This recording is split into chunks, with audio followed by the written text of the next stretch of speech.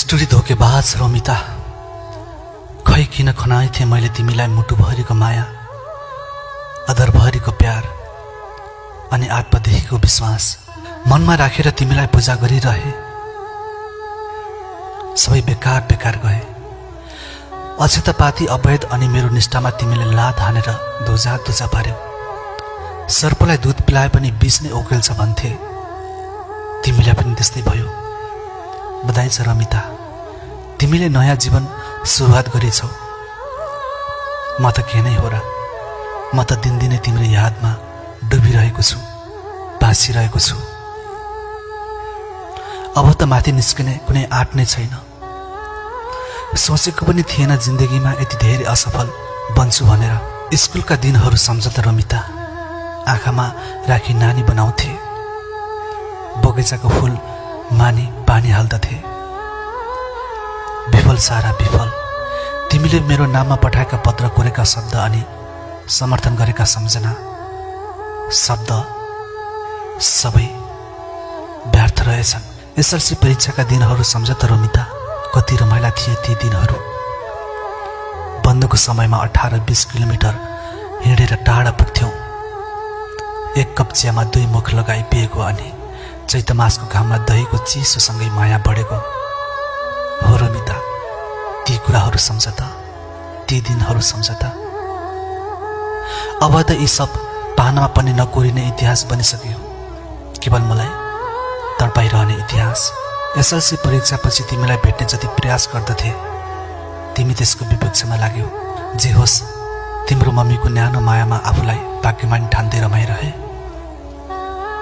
मेरो ठुलो असफलताको पीडा देखेर माथिबाट भगवानले तिम्रो मम्मीलाई मेरो सेवा गर्न आदेश दिए जस्तो लाग्थ्यो मलाई। मात्र आफ्नो छोरा जस्तै ठान्ने तिम्रो मम्मीले त्यसपछि किन बिर्सनु भयो त?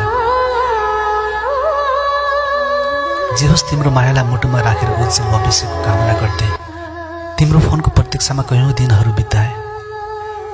तिम्रो साथ जीवनभरि पाइरहेको भनी मनोकामना माईसँग प्रार्थना गरे। मनोकामना माईले मेरो प्रार्थना बुझिनन्। सहरको ठाउँ हो, जसो तसो बाँच्नु पर्यो। बुढा बुबा आमालाई कति दुःख दिनु। एउटा ससानो जागिरमा झुन्डिए।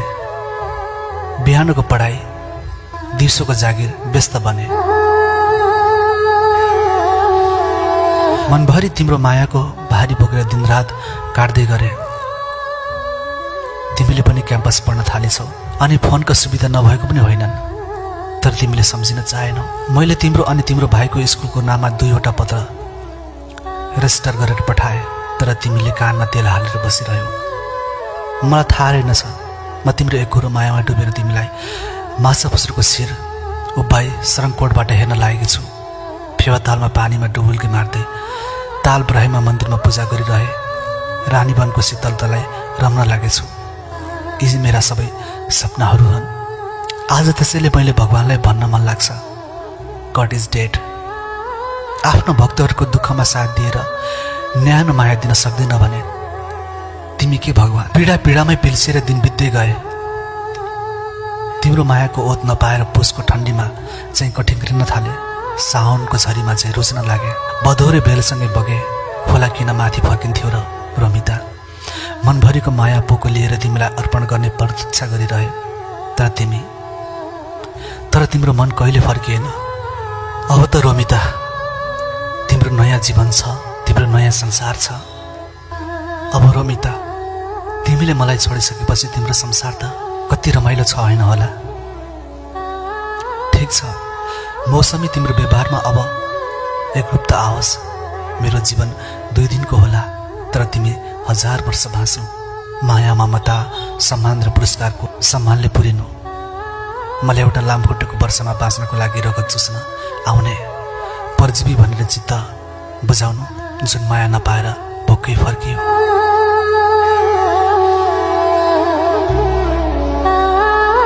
मैले तिम्रो जीवनमा जति पीडा दिन आए, कलेज दुधार्न आए, हेर्दादेखि क्षमा चाहन्छु ल। अब तिमीलाई पीडा त के, तिम्रो पाइला पर्ने ठाउँमा समेत रहने छैन। केवल तिम्रो भलाइको लागि, तिम्रै सफलताका लागि म कुरूप, गरिब, अशिक्षित अनि बेसहारा तिमीसँग साथै जुनी भेट हुने छैन। तिम्रो भरि भराउ र उज्जवल जीवनको लागि म जुन भनेर तिमीलाई शीतलता छर्न चाहन्थे, फूल भनेर बाँच्न छर्न चाहन्थे अनि तिम्रो मायामा पौडन माछा झै बाँच्न चाहन्थे। तिमीसँगै हो, तिमीसँगै संसारको सगरमाथाको शिरमा हाम्रो प्रेम पत्र बिछाउँदै बिछोडमा तडपनेहरूलाई मिलनको पाठ पढाउन चाहन्थे। तर यी मेरा लक्ष्यहरू कता गए कता, हो कता गए कता। सागरमा फसे अनि काँचको गिलासरी फुटे। म जतिसुकै कातर र कुरूप भए पनि तिम्रो मायाको हिरो बन्न चाहन्थे। तर आज तिम्रो तिरस्कारका विषप्त भनेर जीवन र मृत्युको दोधारमा छटपटाइरहेको छु, केवल मृत्युको पर्खाइमा। त्यसैले मेरो आँखाहरूले तिम्रो बाटो रोजे, तिमीले त्यसलाई कुल्चेर जाने। कसैले हाम्रो प्रीतिबारे सोधे, तिमी त्यसलाई नाइ कता हो भनिदिनु। उही तिम्रो हुन नसकेको मान्छे।